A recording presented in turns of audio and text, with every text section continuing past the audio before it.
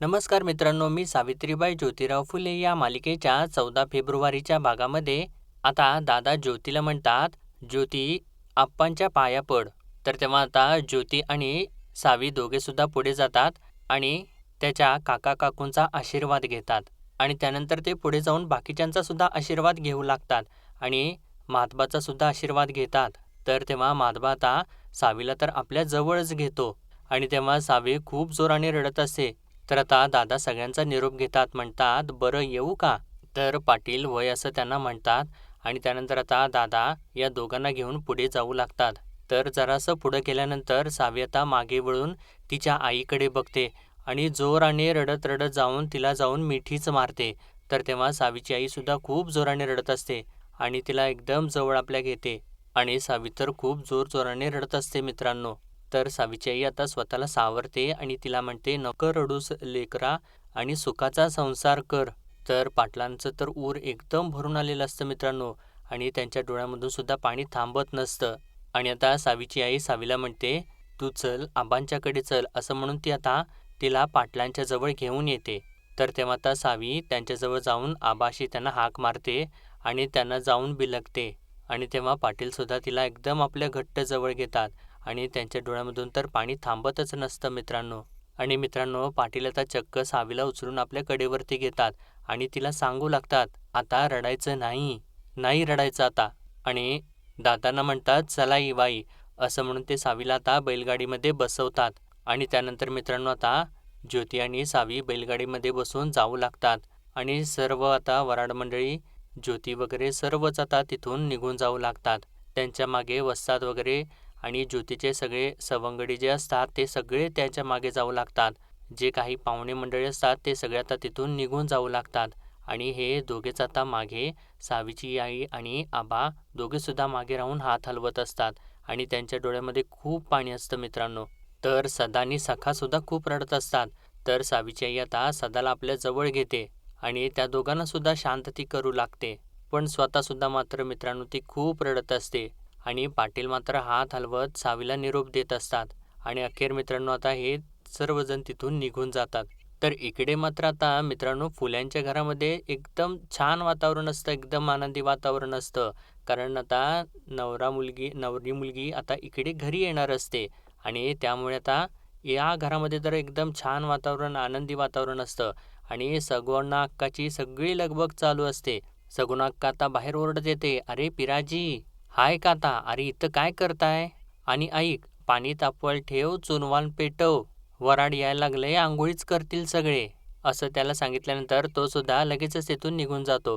तर त्यानंतर सगुणाक्का विचारते, अगं झाली का रांगोळी बाई, असं म्हणून ते सगळे काही आवरावर करत असते.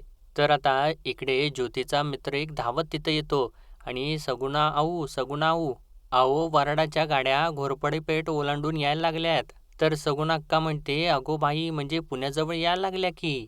आणि ती खूप खुश होते आणि म्हणते, अगं ए बाई, चल लवकर, पटापटा कर आणि तू रांगोळी घाल लवकर, असं त्या आता बाकी सगळ्यांना ती कामं लावत असते, सांगत असते आणि म्हणते, यायला लागले बाई सगळे. आणि अजून एकीला सांगते, अगं तू ओवाळ्याची तयारी कर, भाकर तुकडा तयार ठेव जा, असं म्हणून तिला आतमध्ये पाठवून देते. तर त्यातली एक बाई म्हणते, कवा एकदा नवी नवरी बघल असं झालंय. तर सगुणा अक्का म्हणते, हा हा, मला पण. बाई, आता लक्ष्मीनारायणाचा जोडा येणार आहे आणि अंबाबाईच पावली, असं म्हणून ती हात जोडते आणि म्हणते, कवा एकदा त्यांना बघते असं झाले बघ. आणि त्यानंतर ती आता स्वतःला सावरते आणि तिच्या लक्षात येतं की वराडासमोर आता हिला थांबून चालणार नसतं आणि ती म्हणते, वराड आल्यानंतर काळजी घ्या बरं, मी आलेच, असं म्हणून ती आता आतमध्ये निघून जाते. तर मित्रांनो आता इकडे पाटील तर एकदम शांत झालेले असतात आणि एकदम ते सुन्न होऊनच पायरीवरती बसलेले असतात. कारण त्यांची लाडाची लेक आता तिथून निघून गेलेली असते. तर आता त्यांना तो क्षण आठवत असतो, ज्यावेळेस ते सावीला म्हणत असतात, तू झोप बाळा, आता झोप, असं म्हणून त्यांनी आता तिला आपल्या मांडीवरती झोपवलेलं असतं.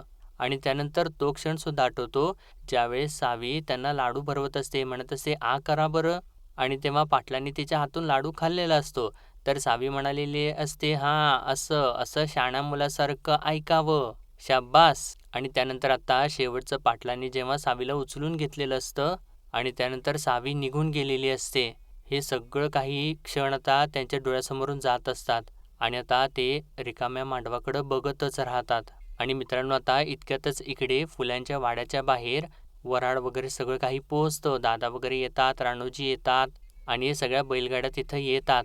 तर आतमध्ये सगुणाक्का ते सगळं काही आवाज वगैरे ऐकते आणि आतूनच ती म्हणते, आलं बाई वऱ्हाड. शेवटी फुल्यांच्या घरात नायगावची अंबाबाई अवतरलीच. आणि आता इकडे बाहेर बैलगाड्या सर्व थांबतात आणि त्यामधून आता ज्योती खाली उतरतो अगोदर आणि त्यानंतर तो सावीसाठी हात देतो आणि सावीसुद्धा त्याच्या हातात हात देते आणि ज्योती सावीला खाली उतरवतो. आणि ज्यावेळेस आता सावी खाली उतरून समोर बघते, म्हणजे तिला तो फुलेवाडा वगैरे सगळा दिसत असतो आणि ते बघतच राहते ती. एकदम डोळे भरून बघून घेते आणि तेव्हा ज्योतीसुद्धा खूप खुश असतो. आणि त्यानंतर आता हे दोघेसुद्धा वाड्याच्या दिशेने जाऊ लागतात आणि परत परत थांबून एकमेकांच्याकडे बघत असतात. आणि आता त्यांच्या मागोमाग आता सर्वजण येऊ लागतात. सर्वजण खूप खुश असतात, आनंदी असतात. आणि इतक्यातच मित्रांनो, आता नेहमीप्रमाणे ज्योती जो असतो, आऊ आऊ असं करून तो पुढे चाललेला असतो. त्याच्या लक्षातच नसतं की त्याच्या उपरण्याची गाठ सावीच्या साडीला बांधलेली असते ते. आणि तेव्हा तो जात असताना पुढे सावी आपसुकच त्याच्या मागे मागे जाऊ लागते. तर आता ज्योतीची आई धावत धावत पुढे येते आणि त्याला थांबवते आणि म्हणते, अरे ज्योती, एकटाच कुठं पळालास? तर तेव्हा पार्वती सुद्धा हसते मोठ्याने आणि म्हणते, अहो तात्यासाहेब, एकटंच कुठं पळालात तुम्ही? मागं बायको आहे की, ध्यानात राहू द्या.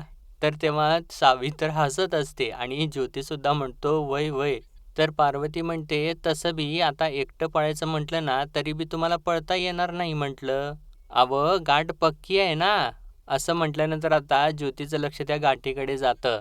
तर पार्वती पुढं म्हणते, तवा जरा सावकाश. तर ज्योती म्हणतो, बर बर. तर पार्वती म्हणते, बरं बरं नाही, बायकोला सोबत घेऊन चला. चला चला. तर ज्योतीची आई म्हणते, अगं पारू, नको चिडवूस त्याला. तर ज्योती पार्वतीला म्हणतो, म्या दादासनी नावच सांगणार आहे तुझं. तर पार्वती म्हणते, सांगा सांगा, त्यासनी ठाव आहे माझं नाव. आता तुम्हीच तुमच्या बायकोचं नाव ध्यानात ठेवा बरं का. आणि परत थोडं थांबून म्हणते, आता ग बाई, आता तर नाव बी घ्यावं लागलच की. असं म्हणून ती हसत असते मोठ्याने. तर तेव्हा आता ज्योतीची आई सावीला म्हणते, सुनबाई, हे तुझं घर. असं म्हणून ती आता फुल्यांचा वाडा दाखवते. तर तेव्हा सावी वाड्याकडं बघत असे. इतक्यातच आतून राजाराम बाहेर येतो आणि त्यानं हातामध्ये घोंगडं आणलेलं असतं आणि टिकावसुद्धा आणलेला असतो. आणि तो ज्योतीजवळ येतो आणि ज्योतीला म्हणतो, ज्योती, हे घे घोंगडं आणि ही घे टिकाव. आणि तेव्हा आता ज्योतीची आई सावीच्या कानामध्ये काहीतरी सांगते. तर राजाराम म्हणतो ज्योतीला, ज्योती, आता विचार तुझ्या बायकोला, मी जर मळ्यात चाललो तर मला भाकर बांधून देशील का? विचार विचार.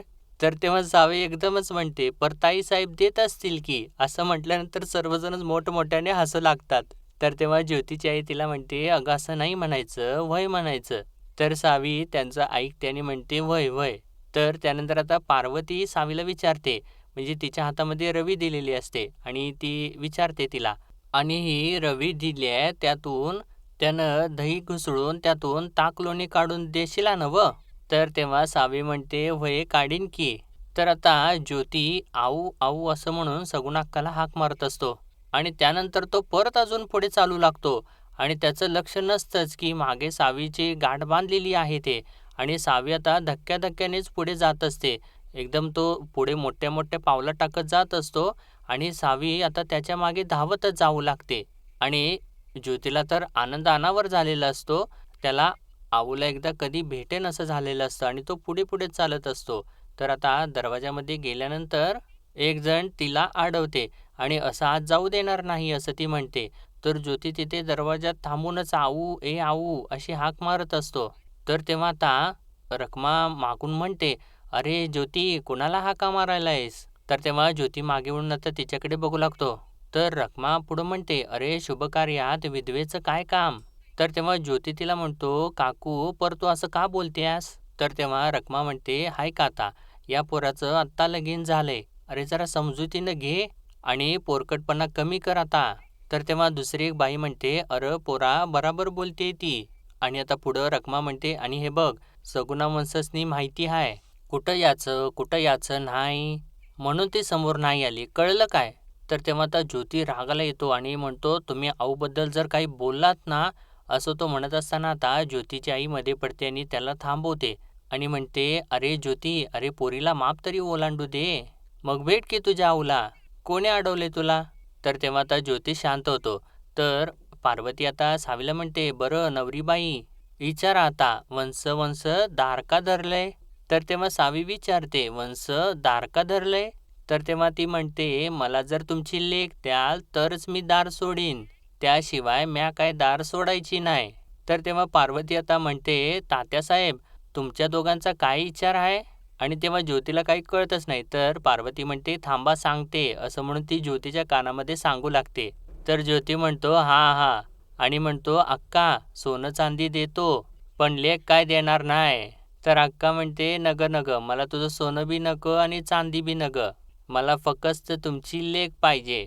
असं म्हणून ती हसत असते. तर बाकी सर्वजणी सुद्धा हसू लागतात. तर ज्योती म्हणतो, "अगं भांडी-कुंडी देतो, धनधान्य देतो, पण लेक काय देणार नाही." तर तेव्हा अक्का म्हणते, "मला तुझं धनधान्य बी नको आणि भांडी-कुंडी बी नको. तू लेक देतोस का नाहीस ते सांग." तर ज्योती पुढं म्हणतो, "अगं शेत जमीन देतो, जमीन जुमला देतो, समद देतो, पण लेक काय देणार नाही." तर तेव्हा अक्का म्हणते, "हे बघ ज्योती, मला तुझं काय बी नगं. मला फक्त तुमची लेक पाहिजे आणि तुझा होकार आल्याशिवाय म्या काय दार सोडणार नाही." तर तेव्हा आता पार्वती परत ज्योतीच्या कानामध्ये काहीतरी सांगू लागते. तर आता ज्योती ते ऐकल्यानंतर सावीला विचारतो, "सावित्री, अक्का लेक मागत्या, द्यायची का?" तर सावी म्हणते, "द्या." आता ते ऐकतच नाहीत तर मग द्या की. असं तिनं म्हटल्यानंतर आता सर्वजणच मागे मोठमोठ्याने हसू लागतात. तर तेव्हा ज्योतीची आई म्हणते, "अगं नाही नाही, असं व्हय म्हणायचं नसतं." आणि पार्वतीला म्हणते, "पारू सांग की गं तिला." आणि आता पार्वती सावीच्या कानामध्ये सांगू लागते. तर तेव्हा ते ऐकल्यानंतर सावी सांगू लागते, म्हणते, "होईल होईल आमच्या." असं ती म्हणते आणि थोडंसं थांबते आणि ती ज्योतीकडे बघू लागते. आणि त्यानंतर परत ती पार्वतीकडे बघते थोडंसं आणि तिला विचारते, "ताईसाब, काय होतं म्या विसरले." तर पार्वती म्हणते, "बरं बरं ठीक आहे सांगते." असं म्हणून ती परत तिच्या कानामध्ये सांगते. तर आता सावी सांगू लागते, "होईल गंगा गौरी, तेव्हा देऊ कणसाच्या घरी." आणि असं तिने सांगितल्यानंतर आता अक्का खुश होते आणि तिची नजर काढते. आणि आता ती म्हणते, "आता नाव घ्यायचं आणि मापटं ओलांडून आतमध्ये यायचं." तर मागून रखमा म्हणते, "सावित्री, आधी तू नाव घे बरं का. आणि हां, आमच्या ज्योतीला शोभल असं नाव घे." "बरं थांब थांब, ज्योती तूच नाव घे बरं पहिला बायकोचं." असं म्हणून ती आता ज्योतीला सांगते. तर तेव्हा ज्योती एकदमच सावित्री असं म्हणतो. तर तेव्हा सर्वजणच मोठमोठ्याने हसू लागतात. तर तेव्हा अक्का पुढं म्हणते, "अरे असं नाही, उखाण्यातनंच नाव घ्यायचं असतंय." तर पार्वती आता लगेचच ज्योतीच्या कानामध्ये म्हणते, "तात्यासाहेब थांबा, मी तुम्हाला नाव सांगते." असं म्हणून ती तिच्या कानामध्ये त्याच्या कानामध्ये सांगते. तर तेव्हा त्या ज्योती छान असं नाव घेऊ लागतो. पुण्याजवळ देहू शेजार लाभला आळंदीचा. पुण्याजवळ देहू शेजार लाभला आळंदीचा. सुखी संसारात अर्धा वाटा सावित्रीचा. असं तो छान असं नाव घेतो. तर तेव्हा ते नाव घेतलेलं सगळ्यांनाच छान आवडतं. आणि तेव्हा आता ज्योती सावीकडे बघत असतो आणि सावीसुद्धा ज्योतीकडे बघत असते. आणि दोघेसुद्धा एकमेकांच्याकडे बघून हसत असतात. तर तेव्हा आता रखमा म्हणते, "सावित्री, आता तू घ्यायचं बरं का नाव. घे बरं नाव." तर तेव्हा सावी म्हणते, "होय होय, बारकसंच घेते." तर तेव्हा रखमा म्हणते, "नाही नाही हां, अजिबात नाही. मोठ्या घरात आल्यास मोठं नाव घ्यायचं. कळलं काय?" तर तेव्हा आता ज्योतीची आई तिला सांभाळून घेऊ लागते. म्हणते, "बारकसं घेतलं तरी बी चालेल. तुला जसं जमल नवं तसं घे." तर तेव्हा रखमा म्हणते, "का बरं? शिकल्या किती? आणि नाव मोठंच घेईल ती आणि म्या म्हणते म्हणून घे. मोठंच नाव घे." तर पार्वती तिला विचारते, "जाऊबाई सांगू का?" तर तेव्हा सावी म्हणते, "नाही नाही, घेते म्या." तर आता सावी नाव घेऊ लागते. म्हणते, "चैत्र नेसतं सातारी साड्या, वैशाख ओढतं वऱ्हाडाच्या गाड्या, ज्येष्ठ बसतो पेरीत शेती, आषाढ बरसतो हिरवी धरती, श्रावण लोळतो गवतावरती, भाद्रपद गातो देवाची महती, आश्विन कापतो आडवे भात, कार्तिक बसतो दिवाळी खात, मार्गशीर्ष घालतो शेकोटीत लाकडे, पौषाच्या अंगात उबदार कापड, माघ काढतो पातळी गोळा, फाल्गुन फिरतो जत्रा सोळा, वर्षाचे महिने असतात 12, ज्योतिरावांच्या शिरपेचात सावित्री मानाचा तुरा." असं ती मित्रांनो भन्नाट असं नाव घेते. आणि ती नाव घेत असताना सगळेजण हक्केबक्के झालेले असतात आणि तिच्याकडेच बघत असतात. तर सावित्री आता नाव घेताना म्हणजे ज्योतीचं नाव घेताना त्याच्याकडे बघूनच ती नाव घेते. आणि तिने नाव घेतल्यानंतर आता सर्वजण खुश होतात. पण ही रखमा जी असते आणि रानू जे असतात ते रागाला आलेले असतात. त्यांना ते तर चिडीला पडलेले असतात. कारण सावीने एवढं छान सुंदर असं नाव घेतलेलं असतं आणि ज्योती तर एकसारखा आता सावीकडेच बघत असतो. कारण तिने इतकं सुंदर असं नाव घेतलेलं असतं आणि आता त्याला तिचा अभिमान सुद्धा वाटत असतो. आणि त्यानंतर आता अक्का जी असते ती या दोघांना ओवाळू लागते आणि ओवाळून झाल्यानंतर सावीला म्हणते, नवरीबाई आता मापटो ओलांडून आतमध्ये या बरं का, या असं म्हणून ती तिला आता आतमध्ये यायला सांगते.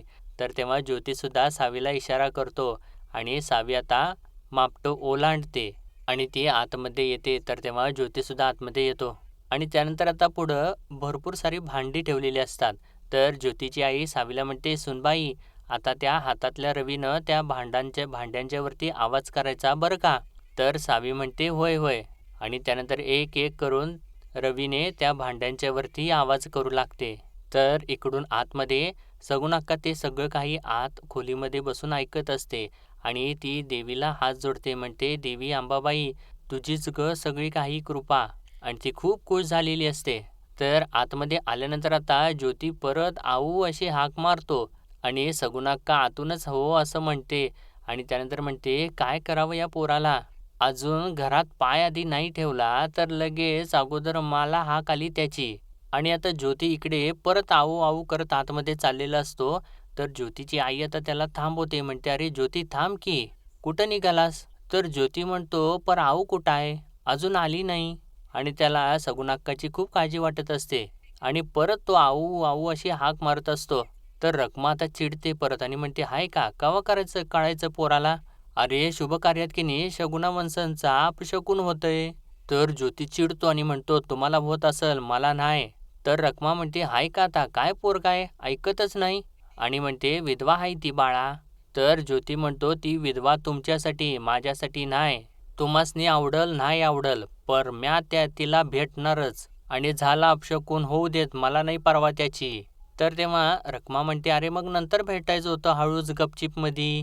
तर तोपर्यंत आता ज्योती जो असतो आपल्या अंगावरचं जे घोंगडं असतो आणि टिकावं असतं ते पार्वतीकडे देतो आणि त्यानंतर रखमाला म्हणतो, गपचिप का, म्या तिला समद्यान मोहर भेटणार. अगं काकू नसल तिच्या कपाळावर चिमूटभर कुकू पर तिच्या काळजावर मायेचा मळवट हाय, त्यो बघ की. आणि त्यानंतर तो परत आऊ आऊ असं म्हणून आतमध्ये चाललेलाच असतो आणि तेव्हा सावी त्याच्या मागे मागे धावत जाते आणि तो कुणाचं काही न ऐकता आतमध्ये निघून जातो. आणि तेव्हा दादासुद्धा त्याला थांबवत नाहीत आणि त्याची आईसुद्धा त्याला थांबवत नाही.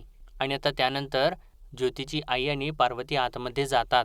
तर अखेर इकडे आता ज्योती आतमध्ये येतो आणि तसाच तो धावत धावत सगुणा अक्काकडे जातो आणि तिला मिठी मारतो आणि त्याच्या मागे मागे सावी पळत पळत येत असते. आणि ज्योती आता म्हणतो, काय गाऊ तुझ्याशिवाय मला करमलंच नाही बघ. तर सगुणा अक्का म्हणते, मला पण करमलं नाही रे लेकरा, मी ना माझ्याचे डोळे रस्त्यावरती लावून बसले होते तू कधी येशील म्हणून. तर तेव्हा ज्योती म्हणतो, मला आशीर्वाद नाही देणार. तर तेव्हा सगुणा अक्का म्हणते, नाही आता मला नाही म्हणायचं, आम्हाला म्हणायचं, आता सुखाने दोघांनी मिळून संसार करा. असं तिने सांगितल्यानंतर आता ज्योती मागे वळून सावीकडे बघू लागतो. आणि मित्रांनो त्यांनी आजचा भाग इथेच संपवलेला आहे आणि पुढील भागामध्ये आपण पाहणार आहोत. आता शकू पाठराखीन म्हणून तिच्यासोबत आलेली असते आणि ती तिला म्हणत असते, बाई सावी लई मोठा गोतावळा आहे बाई तुझा आणि तुला जमल ना, असं ती म्हणत असते. आणि मागे वळून बघते तर सावी तर तिच्या डोळ्यामध्ये पाणी आलेलं असतं आणि ती उदास बसलेली असते. तर तेव्हा शकू आता तिच्याजवळ जाते. तर तेव्हा सावी म्हणते, मला आई आबांची लई आठवण येते. आणि त्यानंतर आता दुसऱ्या दिवशी रखमा सावीला सांगू लागते, आमचा ज्योती आहे की नाही त्याच्याबरोबर संसार करणं म्हणजे सोपी गोष्ट नाही.